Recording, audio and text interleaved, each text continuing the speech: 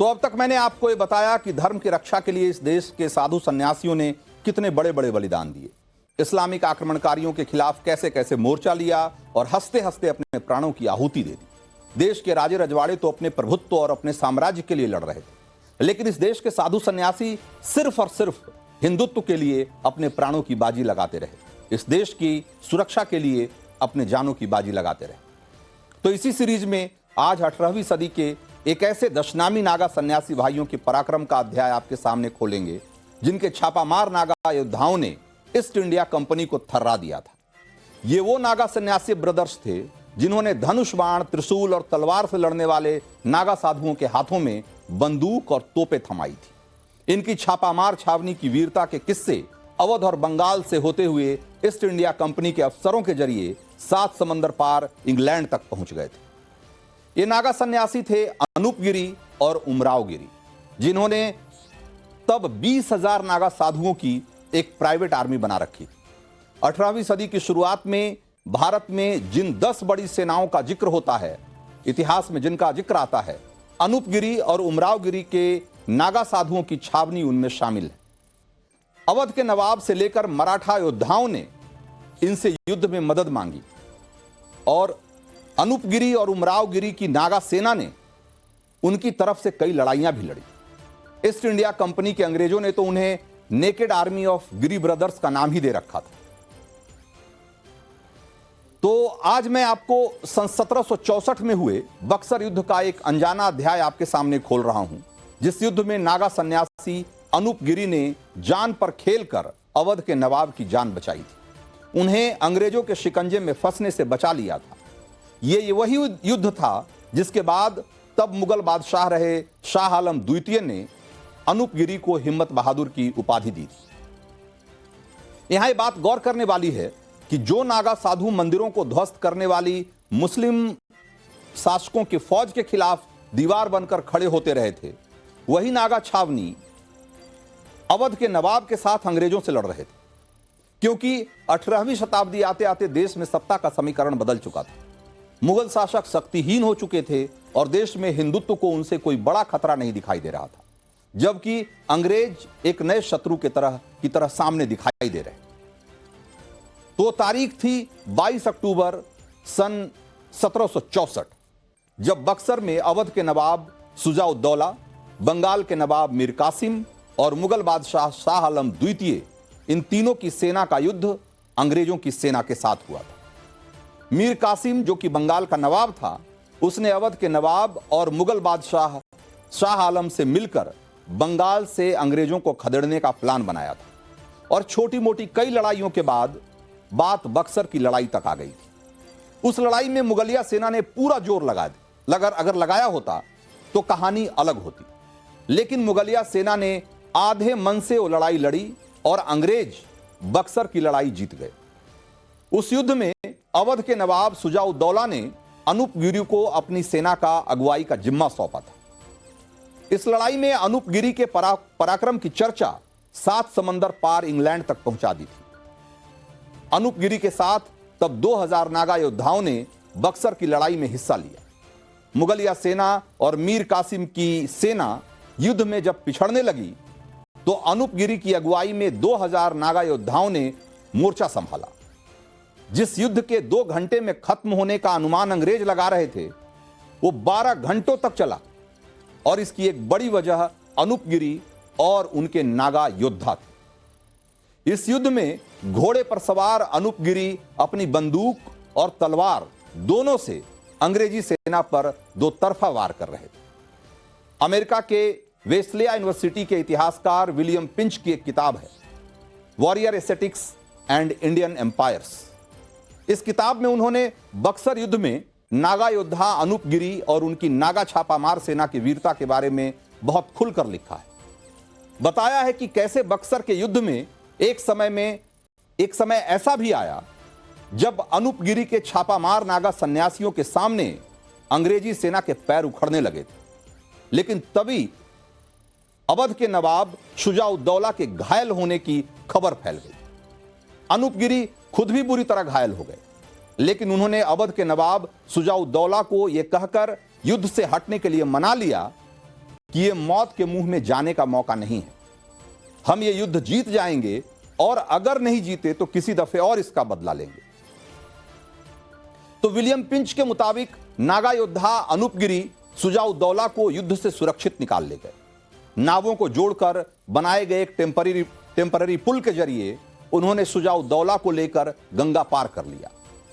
तब तक उनकी छापामार नागा सेना ने अंग्रेजी सेना को उलझाए रखा और एक तरीके से उनके नजरों से ओझल होकर ये दोनों वहां से निकलने में कामयाब हो गए।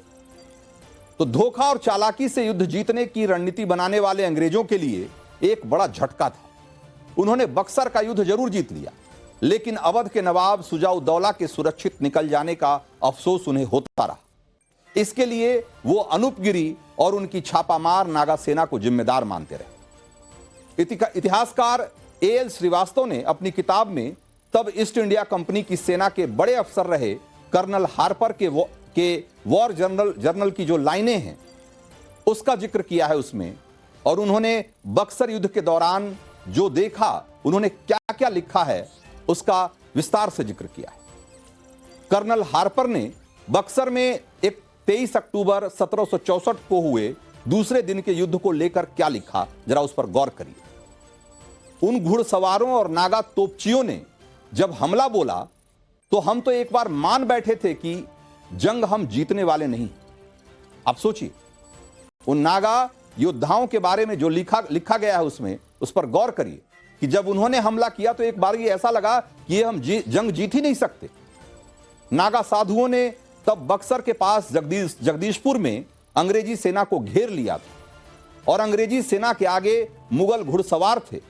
नागा योद्धाओं ने पीछे से हमला किया था और यह हमला इतना बड़ा था और इतना जोरदार था कि अंग्रेजी सेना के पैर उखड़ने को थे।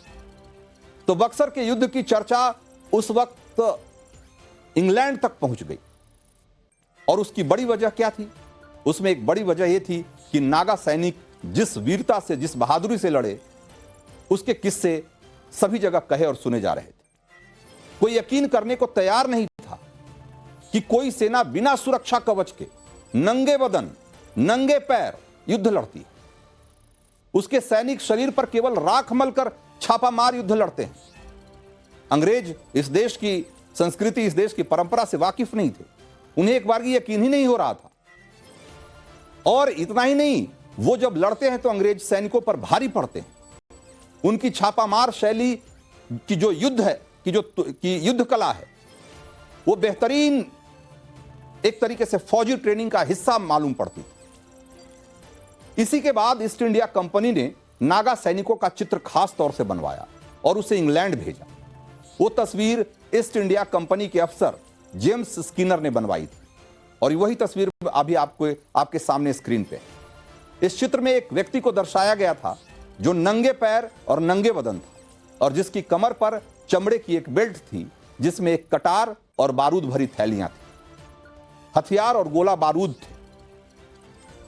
उसकी जटाएं बड़ी थी और सिर पर एक बड़े जूड़े की तरह बंधी हुई थी और हेलमेट की तरह सिर की सुरक्षा कर रही थी।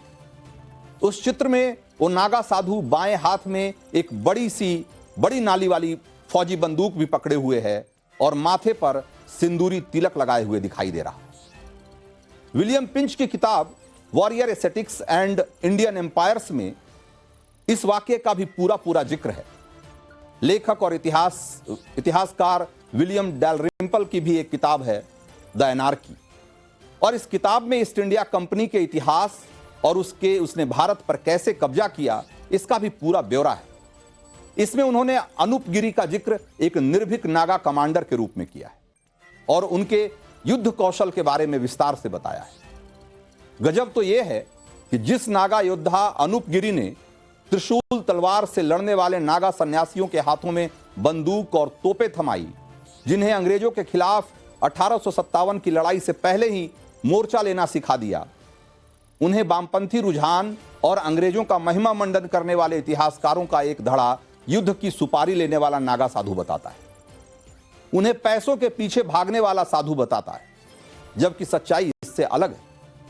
नागा योद्धा अनूप गिरी की इस छवि को रचने के लिए वो अवध के नवाबों की आड़ लेते हैं, जबकि हकीकत यह है कि अवध के जिन नवाबों के लिए नागा साधुओं ने लड़ाइयां लड़ी वो सनातन का सम्मान करने वाले थे। अवध के नवाब सुजाउद्दौला के मन में योद्धा नागा सन्यासियों के लिए कितना सम्मान था, इसका जिक्र भी इतिहास में। अनूप गिरी ने सुजाउद्दौला की मदद भी इसी शर्त पर की थी कि अवध के नवाब मंदिरों की रक्षा करेंगे और नागा सन्यासी उन्हें कभी सलामी नहीं ठोकेंगे, हमेशा नागा सन्यासियों का एहसान मानेंगे। और इस शर्त को अवध के नवाब ने और उनके आगे की पीढ़ियों ने भी निभाया।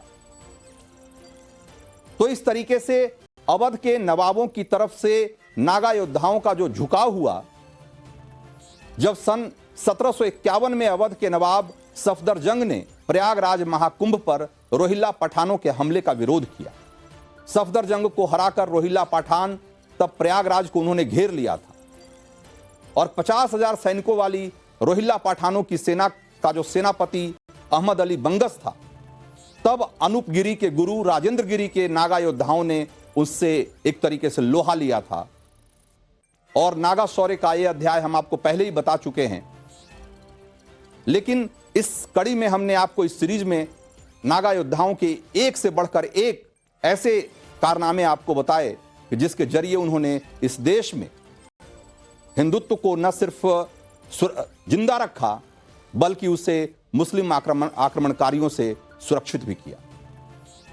इस सीरीज को हम आगे भी जारी रखेंगे और नागा योद्धाओं से जुड़ी इसी तरीके से या साधु संतों से जुड़ी हुई इसी तरह की अनसुनी कहानियों को आपके सामने पहुंचाते रहेंगे। और हम आपसे अपील करते हैं कि आप इसे ज़्यादा से ज़्यादा शेयर करिए, क्योंकि ये आपके और हमारे उस गौरवशाली इतिहास का हिस्सा है जिसे हमसे और आपसे लंबे समय तक छुपाया गया है।